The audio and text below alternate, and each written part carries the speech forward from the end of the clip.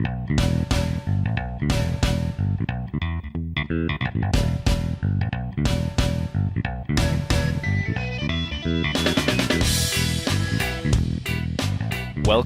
to HOTDROP, where we bring you the premier PUBG analysis and the hottest of drops. I have a sick show lined up for you today, covering the huge July patch. We've got new music, new graphics, new overlays, but I'm still the same Dano. I'm your host, and let's get into it.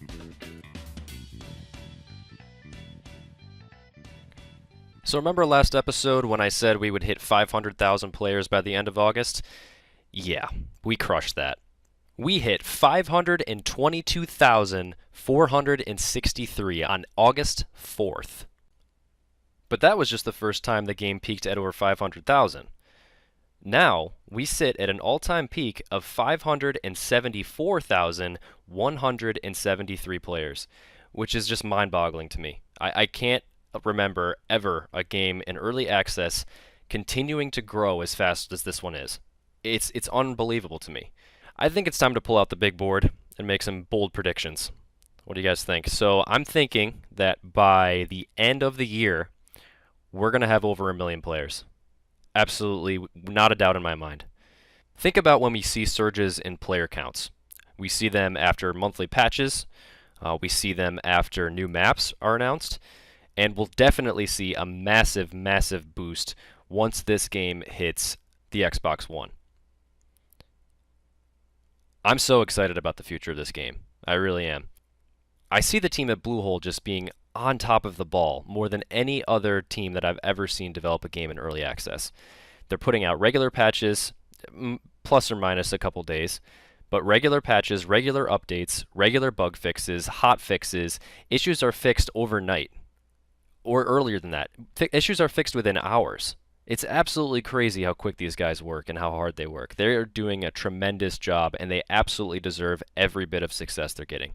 And I love to see what's in store as this game grows and finally is released as a full AAA title, because that's what it is. I'm really, really looking forward to what this game looks like 2 years, 3 years, 5 years from now. I think it's going to be an incredible platform, and there's going to be some amazing mods built for this thing. PlayerUnknown has said that he wants to find the next PlayerUnknown. The game they're building now is giving people a playground.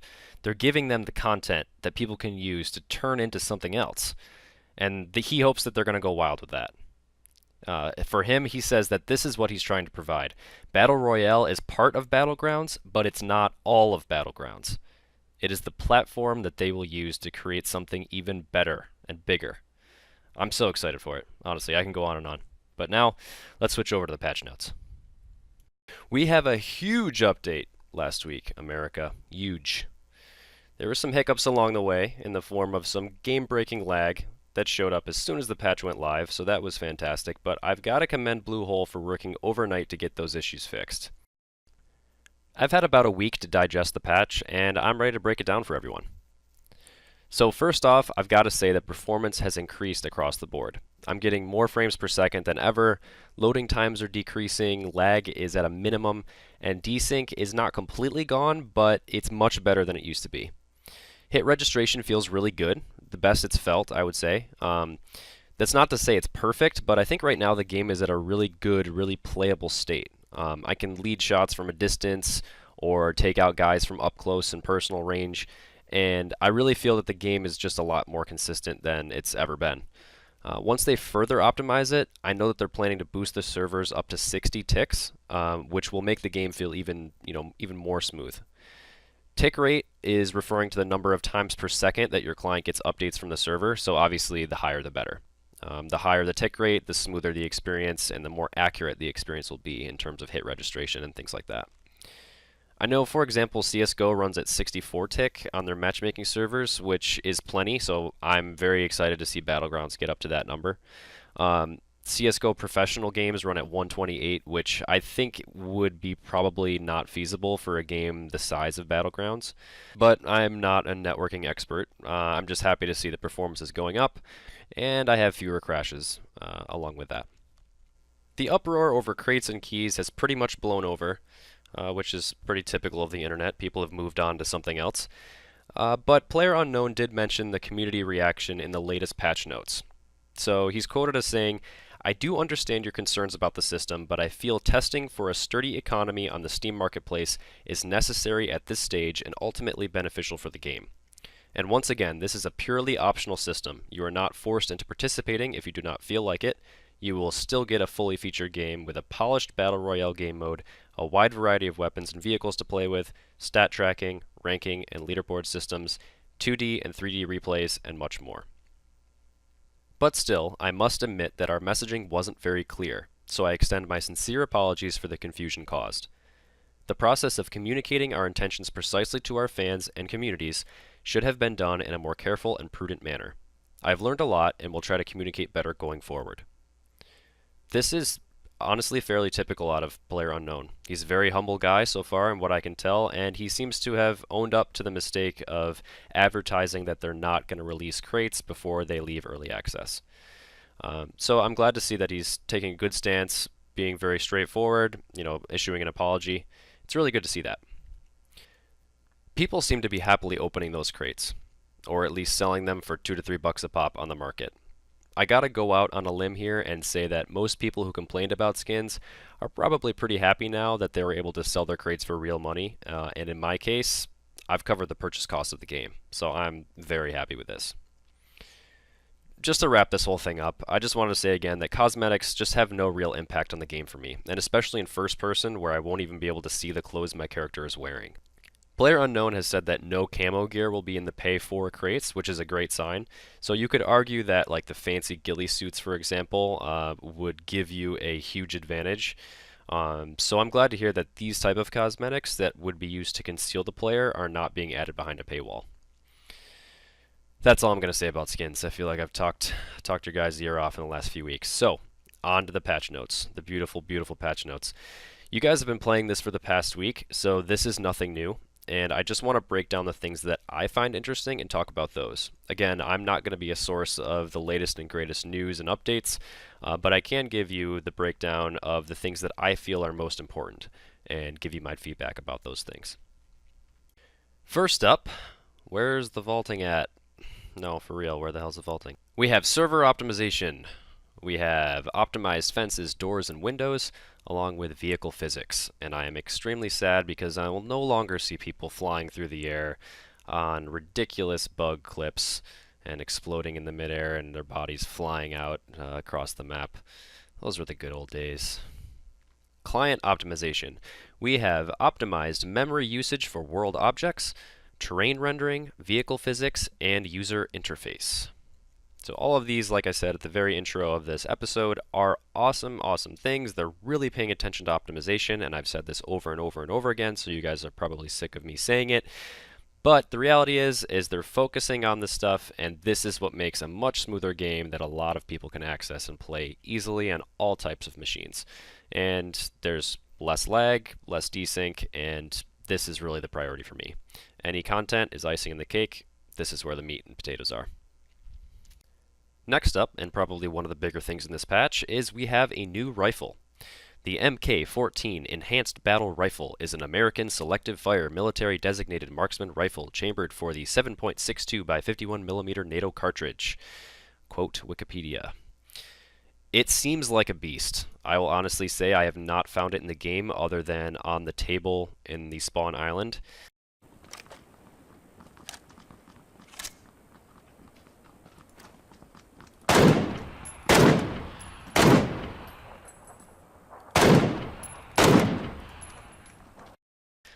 But it sounds like a cannon, it kicks like a mofo. This is definitely a real deal sniper rifle. And oh yeah, here's me calling this in the last episode.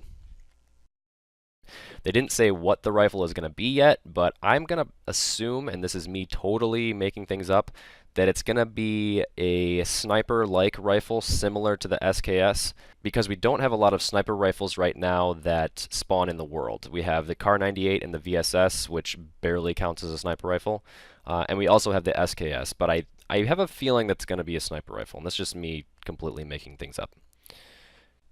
Ha! See? I do know what I'm talking about. Sometimes. A cool feature is that they added the bipod, which actually does open out when you lay down. I think this is similar to the M249. I think that weapon does it as well. But so it's kind of cool that they're paying attention to those small details, and it seems like it actually makes a difference, even though it's a visual thing. But when you lay down with this weapon, it does take care a lot. It does take care of a lot of the recoil. So there are a lot of weapons right now in care packages. We've got the the M24, M249, Tommy gun, Kar 98, Groza. Maybe others that I'm missing, but I kind of wish that there was an extremely, extremely low chance of finding these rifles in game outside of care packages. This could be me just being lazy and scared to go get care packages, but I'm talking like the chance of finding one or two of these across the entire map in any game. So it'd just be cool to have that tiny chance of stumbling on this really awesome gun in a house somewhere. The reason for this is that I just want to use these guns more. I want to practice with them, and I want to get better with them so that when I finally get an and a care package, I know how far to lead ahead of guys that are running maybe left to right in front of me. I have no way of training with these guns until I finally get them in a care package, and the chance of me using them effectively, having no training at all with them, is fairly slim. So Blue Hole, where's the training mode at? Let's go. Yeah, so anyway, I'd like to see more care package options too. Maybe like a drum mag for the AK that also works with the auto shotty. That'd be kind of cool. I also feel like the Tommy gun just doesn't belong at all whatsoever in care packages. It seems like a gun that's completely out of place in this game. Like the aesthetic doesn't fit. It's an early 20s gangster gun. I don't know. Like we have the Kar 98, which is an older World War I, World War II weapon, but it just feels like the Tommy gun just doesn't belong. And it certainly doesn't belong in care packages because by the time I find one, I am pretty much guaranteed to have a fully kitted ump at that point. So I have no reason to take a Tommy gun out of a care package.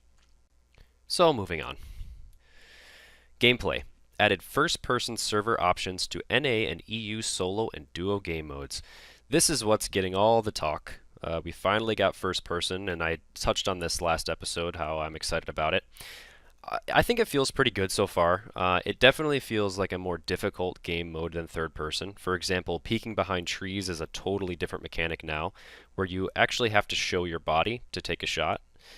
This was kind of the case before, obviously with leaning, but with jiggle peeking is a much more real thing in this. Here's a quick clip that actually shows this in action. So we can see here that you have two people fighting in a field, and it's a much more longer, drawn-out fight. People are quickly peeking around one side of a tree, then taking a couple shots, then hiding back in the cover of the tree. So they peek out, take a few shots, hide back under cover, and then eventually one guy makes a move where he runs up the left side, hides in the grass, and because the other guy can't see him in third person, doesn't realize he's there. So he can quickly take a shot on him and get the kill from the grass without the guy actually seeing that he ever moved in the first place. This kind of situation would never ever have happened in a third person game mode. As soon as the guy on the one tree made a move to run towards the other guy, he would have seen him in third person just by, having his body completely covered but using his camera to see that he moved, and he would have been dead. The other guy would have won hands down. So it's cool to see these small tweaks, these small changes to the game meta that are a result of this new first-person game mode. I'd like to see more of this going forward. It really definitely changes how the fights play out, especially in regards to finding cover and leaving cover. One complaint I have is that it just doesn't feel smooth. It's very clunky. It's kind of disorienting seeing your body below you, but PlayerUnknown said they are working on one-person perspective. So they're going to increase the camera height and lower the head bob eventually, and they said it would take a little bit for this to implement. I think the weirdness we feel right now is because they made this a true first person, if you will. So they mounted the camera literally in the character's eyeballs. And you know this because when you load into a game, sometimes it glitches out and you're actually clipping through your head model and you can see your eyeballs and it's really trippy. But yeah, that's what they're doing with the camera here. They're actually mounting it right on the face of the third person character, the same character that we see now. So a user on Reddit named Evil Lamp explained this pretty well. You have the same visible model in first person as you do in third person. And this is fine in real life for head bob. because your brain compensates and you don't walk around all day feeling like your vision is bouncing up and down because your brain compensates for that. But the head bob being weird and bouncy, which is making some people feel sick, is happening because in a video game the camera is moving erratically in accordance with the third-person movements, the third-person animations that are playing, and you can't really compensate for that.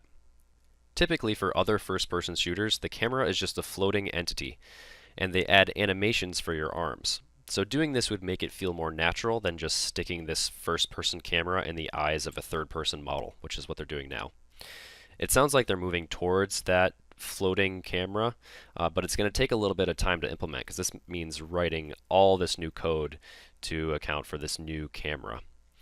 I'm just happy that we have first person now because I really think it completely changes how the game is played, like I mentioned earlier. I'm going to wait a little bit longer for them to get the issues ironed out and get first person into the state they want it to be in. But for now, I think I'll just, I'll pop in once in a while and play it, but I think I'm going to focus on third person because I'm just so used to it.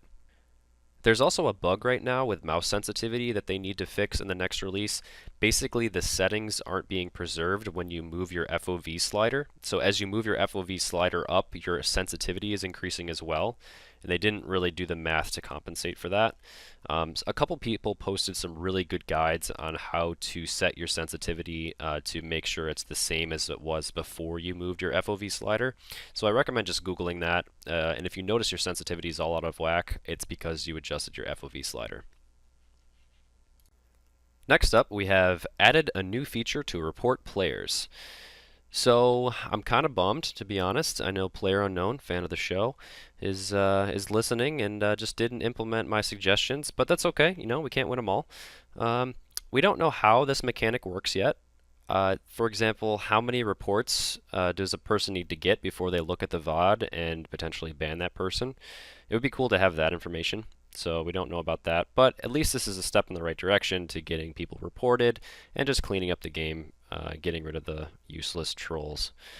They did add the rules to the main screen, and I think this was absolutely necessary because they shouldn't go around banning people for doing things that are against the rules if they don't actually say what the rules are in the game. So no one should ever be expected to go to their website to learn the rules before playing. So it's good that they added them to the home screen and highlighted them and just say, watch, look at these rules before you play and follow them and just don't be an idiot. So obviously a new report feature is good. I would just like to see what this does for the game. Next, we have a handful of really small things, and I like all of these things that I want to highlight them together for a reason. So the first one is added new animation when using different consumables. The second is improved camera transition when disabling free look, the Alt key. We also have added new sound effect when scoping or aiming weapon, and added new effects when a character is running or sprinting over different types of surfaces. So all of these things sound very small, and they are small, but they're really slick. And the reason I'm highlighting them is because these are the little things that make the game feel more polished.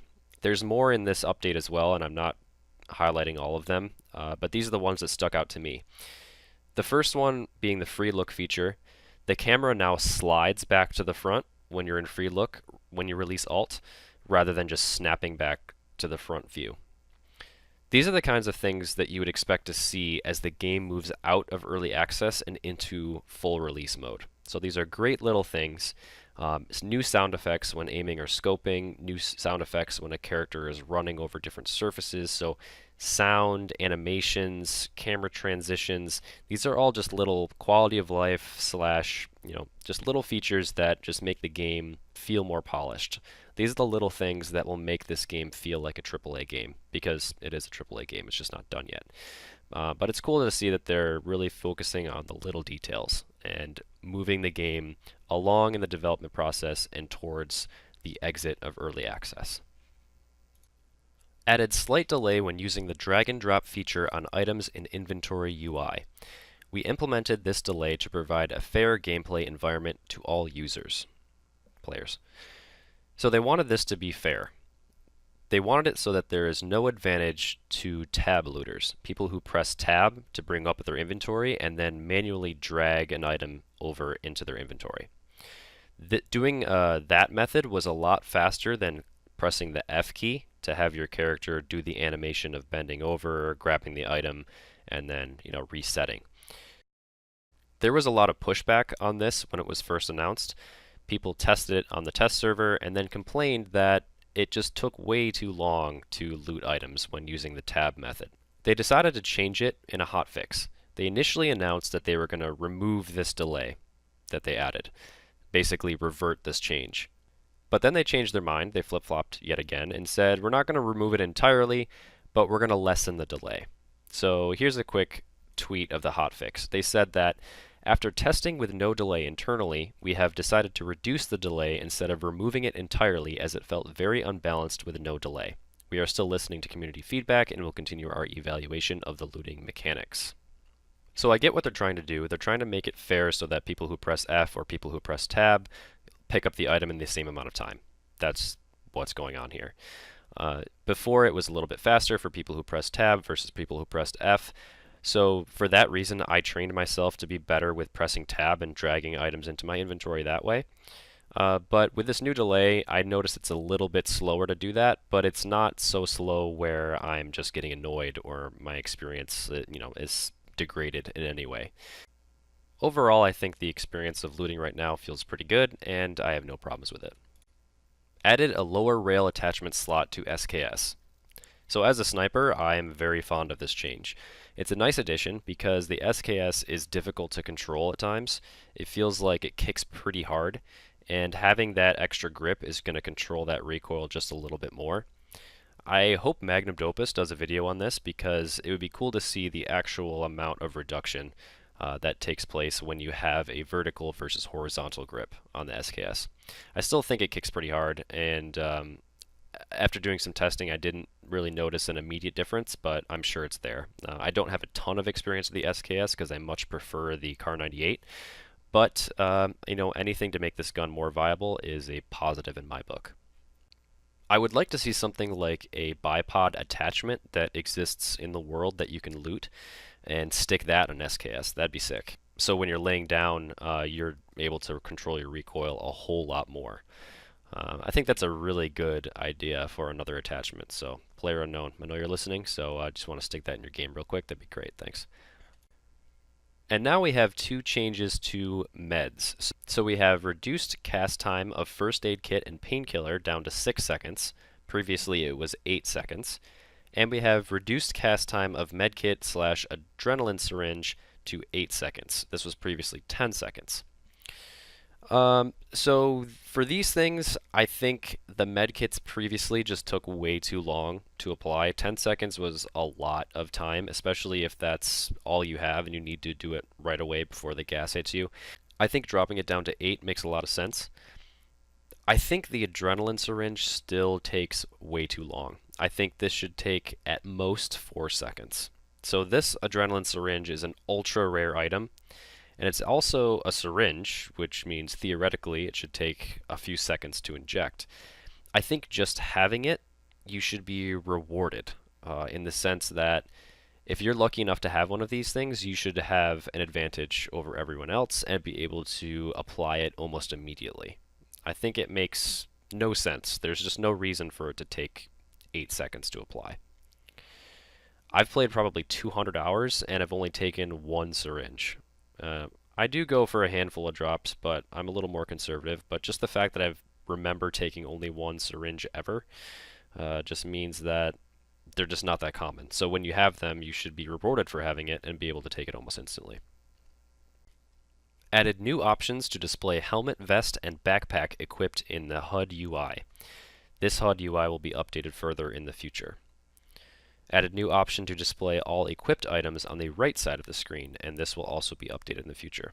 So this is sort of like a hidden feature. Obviously it's in the patch notes, but it's sort of a hidden thing. If you don't dig around in your settings, you'll miss this.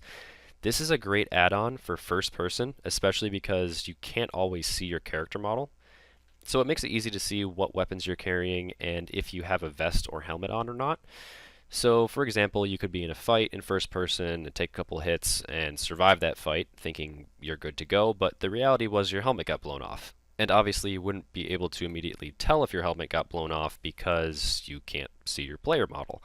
So you'd have to go into your inventory and check it that way, but this is just a very easy way to see immediately right on your screen if your helmet is there and what condition it's in. I noticed they turn red if they're nearly completely destroyed. So yeah, I think this is a better feature for first person, not necessarily for third person, but I went in and enabled these things immediately. I think they're great things to have and good information to see in your heads-up display. And now there were two undocumented changes that I noticed. There could be more, but these are the two that I found immediately. So the first is that there is a new 2x scope reticle, so it actually looks a little bit thinner while also being a little bit wider. I like this new reticle a lot more. Here's a side-by-side of those. I think it just is easier to see and easier to find your target in your scope. The next is that there's a new stance when riding in a buggy and facing forward. Previously, you would always be sitting facing the rear of the buggy, but now when you're facing forward, like just if your camera is facing the forward direction, your character model will be sitting and kneeling down facing forward. It's just a cool little realism feature to have, and something that I noticed that wasn't in the change notes. If you guys actually found other undocumented changes, definitely let me know and I will talk about them. Like I said at the beginning of the episode, anytime you feel like emailing the show or have a comment or have a suggestion or question or things you want me to cover, definitely do that. Again, the email is hotdroppodcast@gmail.com. There was also a few quick bug fixes. There's actually a lot of bug fixes, but I'm not going to talk about all of them. One was that it seems to me that the spectate mode, if for example, if you die in a duo or a squad mode, the spectate mode feels a lot smoother and a lot more consistent. Before you sort of like were zooming in and scoping in all over the place and it was just super buggy. Feels like they've ironed out a lot of those issues, so that's good to see. And also they fixed the probability of getting rainy weather back to its previous value, which I would assume is a higher value than it was in the previous patch. I like rainy BRs a lot just because it completely changes the dynamics of sound in the game. So it's cool to see that there's going to be more rainy weather. It's going to be the same value it was in the patch before last. So that wraps up the patch. It's a good one, guys. This is an awesome, awesome monthly update, and I'm super stoked to see what else we got for us in store over at Bluehole. So I know that we have vaulting coming soon. I kind of complained about that earlier. We've got some of the new maps on the way, but besides that, we don't really know what else is coming up. Something that bounced around on the subreddit recently was that people were asking about kill animations for takedowns. So for example, if you knock a guy out and you get up close to them, just doing like a cool animation to finish them off. People were, debating this and talking about it and say, oh, it'd be cool, or oh, no one would do this, blah, blah, blah. But they actually released footage of them motion capturing for these exact animations quite a long time ago. So if you're looking for information like this, maybe some details that you might have missed, definitely go check out PlayerUnknown's Twitter, because he has some very cool things that he shares with his followers, such as these animations. Like no one would ever know about this if he didn't tweet about it. So you can go right to the source if you have some spare time, like flip through his tweets and pictures that he's posted, and you can usually find some good hints at what's to come. And with that, we are on to everyone's favorite part of the show and the moment you've all been waiting for, the hot drops. I've got a couple games lined up that went fairly okay. You guys will make the judgment for yourself. And one of them, I made a really stupid decision in the end, but I thought it went pretty well overall up to that point. It was a lot of action, and I hope you guys like it. There is some jerkiness to the video. It's not just you. I had a little bit difficulty with my recording settings, but I think I have those ironed out at this point, so going forward, the quality should be a little bit better. Alright, first hot drop of the day will be the...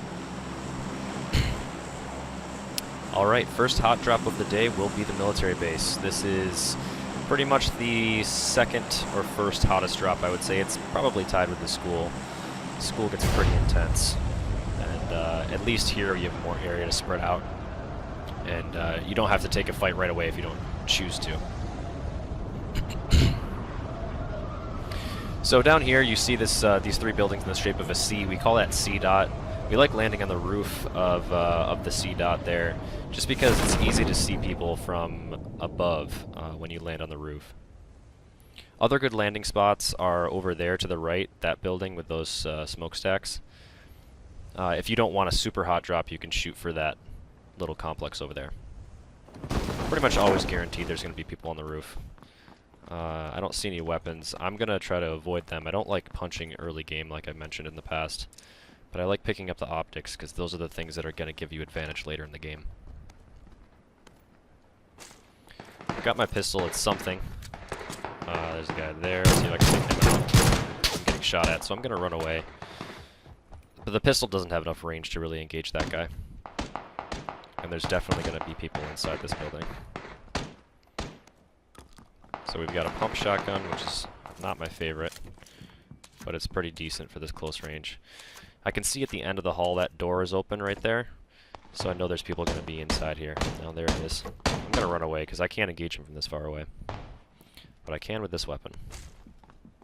Looks like he might be coming after me. I'm going to use third person to try to lean out and peek. He's right there. And I'm stuck in here, which is not ideal. He's trying to get me.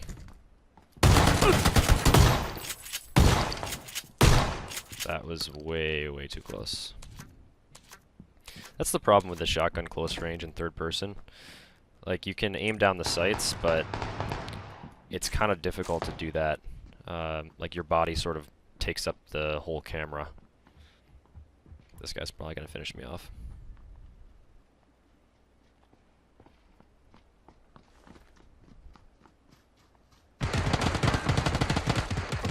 Attacking each other. Got lucky there. Basically what I was trying to explain just then is that when you're aiming down the sight in a close quarters like that, your camera actually like butts against the wall and your body sort of covers up your sight picture, so it's really difficult to engage and see what you're shooting at.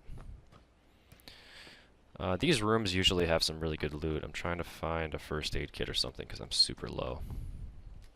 Might as well grab the quick draw. Throw that on. Can also throw on the 4X.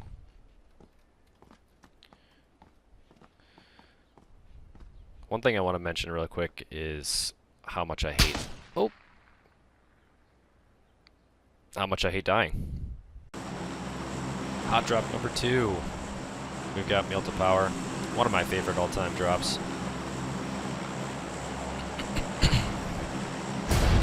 There's two really good spots to aim for over here. We've got, obviously, the big power plant, and that's the place with the smokestack on the left. And then we have the small power plant to the right. The big power plant's going to be a lot more populated. People tend to really jump towards the bigger power plant because there's more loot there, which makes sense. So we're going to do that. We're going to get right into the action. Like to look around to see where people are around me. I'm sure there's going to be people here. There's going to be people here. Yeah, there's 3 or 4 people. I'm just going to try to hit the roof as soon as possible.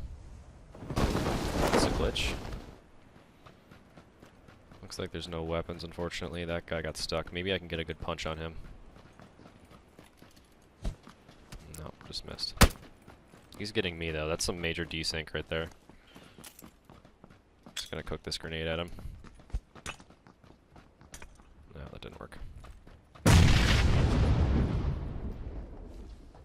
He found something.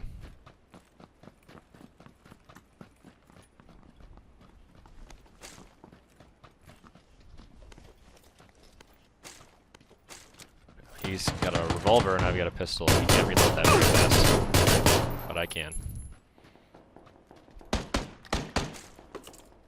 Just trying to grab his stuff really quick. People all around right now. Basically what happened there is he grabbed a really slow reloading revolver, and I was able to grab the magazine-fed pistol. So I got a really quick one-up on him. Seems like I always find the pump shotgun at the beginning of the game. It seems to follow me wherever I go. Can't get rid of it. I don't know if there's any more people up here. I think they all headed down by now. So I'm gonna head down and see what's up downstairs. I really need a first aid.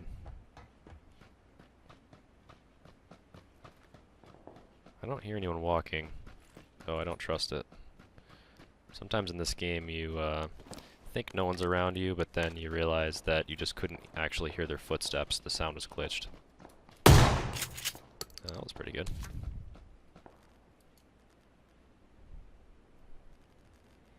Just gonna grab his stuff. I can't carry it, so I have to grab his backpack first. Got an M16 here, which will definitely help out. And some meds. So I've got a level 2 vest. I'm not going to swap it for his. My helmet's doing fine, so I'm just going to set up my weapons here. Throw the holographic on, the quick draw. I've got a suppressor for the SMG. I don't have an SMG, but I'm going to look for one of those. I really like having a suppressed weapon. I'm going to use some bandages. And you can see the bandages cast up on my health bar there, and as they tick up, after the second tick, I can take another bandage to make sure I get the maximum amount of health that a bandage will give me.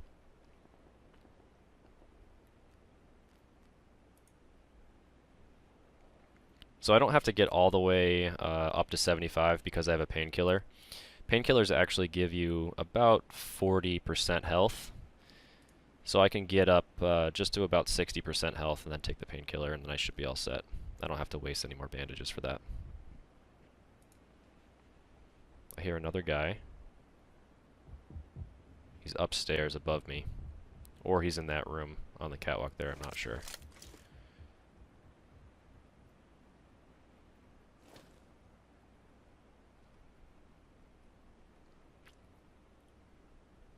I'm gonna go really slow. Kind of sneak up there. Using my third person as best I can to sort of peek around corners.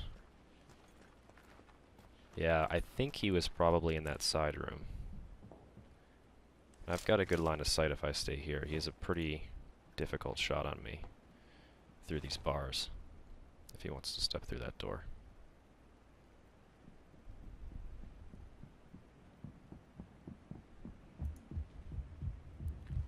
Though I keep hearing sounds above me, so he might not actually be there. It's tough to tell. There's a catwalk that sort of runs across that room from left to right. So he could be up there, but he also could be on the roof. There he is.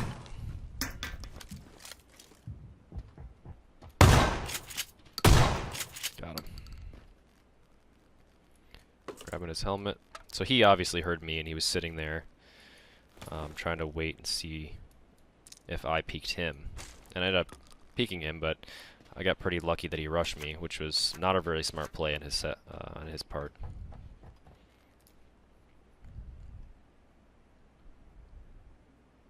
What he should have done was sort of waited out instead of rushing at me. He just thought he could get the better shot on me, and I just got lucky that time. So this looks like it's been cleaned up mostly. There's a tech stock, I'll grab that. There's a lot of dead bodies. Every one of these boxes obviously is a dead body, so people were here, probably looted up. I think I'm pretty far from the circle because I see my running man symbol above my mini-map there. And yeah, I've got a bit to go. I gotta go west. I have a decent loadout right now. I'm not too thrilled with it. I would like something like a 4X, some kind of optics for my rifle. I've got the suppressors for the SMG, but I don't have an SMG, so I'm going to drop one of them because I have two and kind of see if I find anything along the way. I'll just keep one just in case. I also could use some more meds because I'm pretty low. All I have is 8 bandages, or 5 bandages. I can't read. Yeah, I'm going to assume this is all cleaned up. It's probably a wrong assumption, but the gas is steadily moving towards me and I need to get out of here. There's usually a couple cars along this road. I think one spawns usually right there. It's sort of random. I think I see a motorcycle or something right there that I'm looking at. It's a really far away, but I pretty much have to run for it because I'm gonna get killed by the blue if I don't get a car. I've got some ammo that I don't need right now, so I'm using my 9mm for my pistol. I'll hang on to it. I have the space. I'm not going to make room right now unless I need to. Typically, in this situation, I would go to small power, the small power plant, because of the loot that's there. But I have to imagine at this point it's fairly picked over. So I'm going to take the car and go somewhere where I know there's going to be loot that's not touched yet. So I'm gonna probably just follow this road to the west and just find somewhere in here to hit up. I'll probably hit this town along the way, these towns along the way. I really like down here at these coastal towns, so I'm gonna put a pin here so I can just grab the car and just go dead west and follow the pin. This is a motorcycle with a sidecar, which is good. I like having the motorcycles in solo. You get where you need to go a lot faster on a motorcycle than any other car. Got an airdrop coming in. I could go for that. It's a little far away though, and the airdrop usually drops within the circle, which I'm very not within right now, so don't really have much of a chance of grabbing that. I'm just gonna drive. If I see anyone, I'm gonna hop out and take them on. I could really use their loot, so it's worth it to take some fights. There's the airdrop there. That's pretty far. It looks close, but it's really not. That's too far away for me to get. Oops. Seems like the sidecar doesn't really want to turn very well.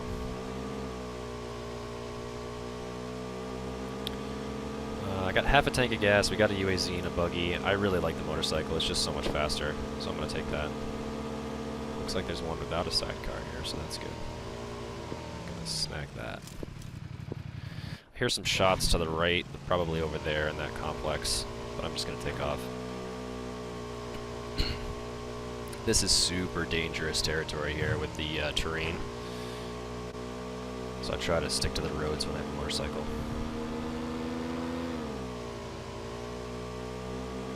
We got 48 alive, we're doing alright. I'm just going to play this one out.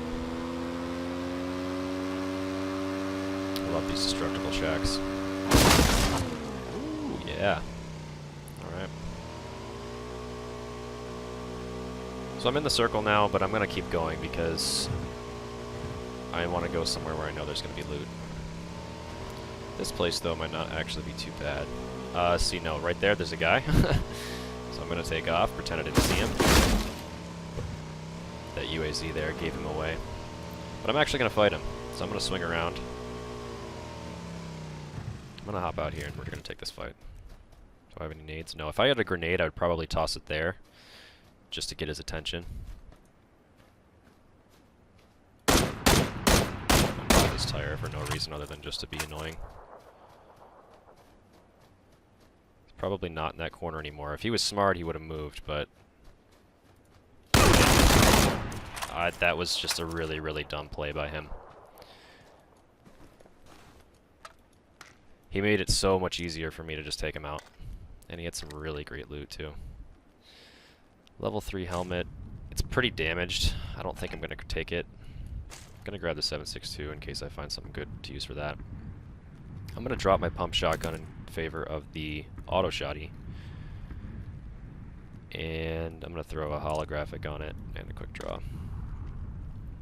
At this point, I really don't need my 9mm, and I'm running a little bit low on space, so I'm going to drop the 9mm. He's got a first aid, but I'm in the circle, so I don't really have to rush my healing. Oh, there's another guy. There's another guy here.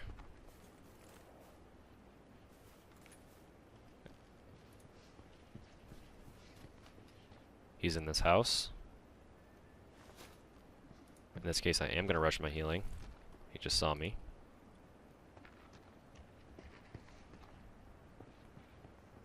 I want to heal up so I have at least a little bit of extra health. He thinks probably that I didn't see him. He was really easy to hear.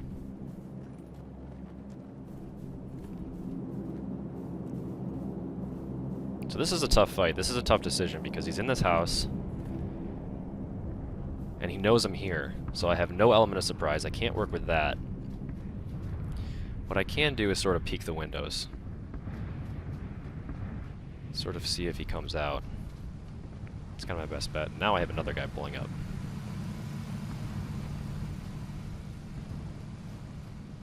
I hear a UAZ go by. I think, yeah, they just kept on going, so. So what I would do here is, because I don't know where he is. Oh, there he is. I know that's where he is. Okay, so I'm probably going to open this door and try to take him on with my shotgun. The other option is open the door and then back off to try to get him with the 4X. I think I might do that.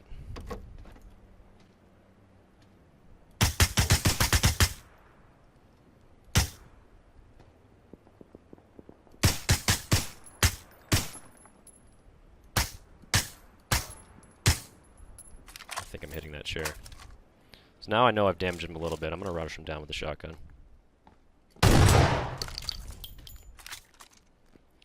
That worked pretty well. And he had a lot of ammo, which is really good. He has got an ump for a silencer, but at this point I really like my loadout, so I'm not going to mess with it. I need to stick with my level 2 vest. Doesn't really have anything for me there. There's another 4X. I don't need it. I do like the red dot a little bit more than holographic, so I'll grab that. And grenades are always great to have at the end of the game. I'm going to drop my suppressor because at this point I know that I'm not going to take it. I know that I'm not going to take an SMG, is what I meant to say. And I'll pop a energy drink. So my health right now is past 75%, I can tell that. So I'm not going to take a painkiller in this situation because it would just be a waste. The painkiller heals more than the energy drink, so I didn't really want to waste the extra healing that I might need later if I use that painkiller later in a situation where I actually need it. So, shots all around. Shots from the north. I think what I'm going to do is head that way. Take on some fights. I've got some really good gear at this point. I'm feeling pretty well looted. I parked my car over here. I should have probably grabbed some extra shotgun shells. I only have 15. I like to have like 20, 25. There's an extra 4X there. There's a lot of scopes in this game. Let's grab 4 more. It should be enough. Because you always got to assume, well, you don't want to assume, but typically there's going to be people who have extra ammo on them that you can take after you kill them. And off we go. Oh, actually, you know what? The gas is starting to move and I'm outside the circle, so let's see what we got. Right on the edge. The shots I was hearing were coming from the north. So what I could do is sort of peek around. I've got my 4X scope. I can use that to my advantage. I have a silencer. But right now I'm just being really loud, which is not really recommended. There's a car.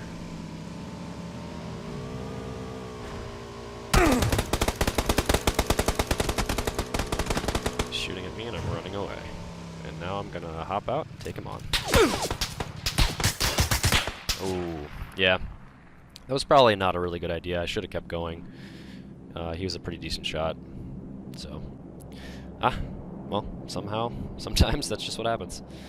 I think I gave it a good run. That nice 5 kill.